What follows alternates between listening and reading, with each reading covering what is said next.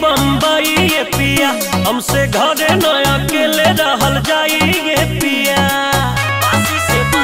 अरे राजा जाई छोड़ के ना हमके बम्बई ये पिया हमसे घरे न अकेले रहल जाई ये पिया। गाँव में रह के कुछ कमाई राजा जी, गाँव में रह के कुछ कमाई राजा जी। ले ली ना एगो बैटरिया वाला रिक्शा बासी से बस्ती चलाई राजा जी। ले ली ना एगो इलेक्ट्रिक वाला रिक्शा इटवा से बढ़नी चलाई राजा जी। बासी से बस्ती चलाई राजा जी। Recording by GB music studio Sant Kabirnagar. बासी से बस्ती चलाई राजा जी। सवेरे के गाइल साझे आइबा थक हार के थका दूर होई साथे रहिबा में हार के बुझला ए राजा। सवेरे के गाइल साझे आइबा थक हार के थका दूर होई साथे रहिबा में हार के। सिजी पे खइहा मलाई राजा जी, सिजी पे खइहा मलाई राजा जी। ले ली ना एगो बैटरिया वाला रिक्शा बासी से बस्ती चलाई राजा जी।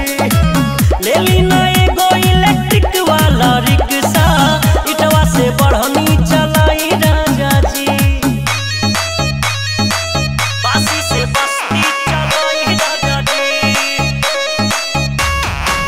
ले ली ना एगो बैटरिया वाला रिक्शा बासी से बस्ती चलाई राजा जी।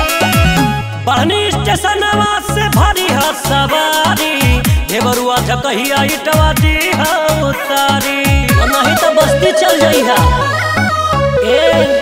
बस्ती स्टेशनवा से भरी है सवारी रुधौलिया बासी जोगिया दी उतारी।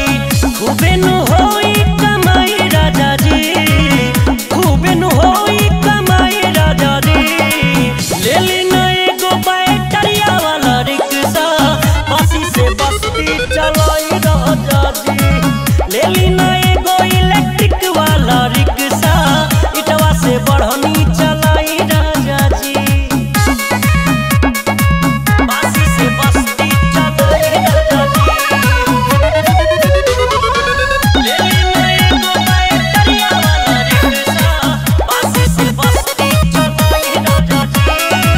सिनोद शिव कुमार पिया करा न शरम हो खैला बनैला से रही आराम हो।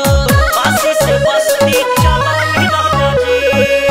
अमर मरी पिया न तारा शरम हो खैला बनैला से रही आराम हो। ई बात तोहे कब बुझाई राजा जी, ई बात तोहे कब बुझाई राजा जी। ले ली ना एगो बैटरिया वाला रिक्शा बासी से बस्ती चलाई राजा जी।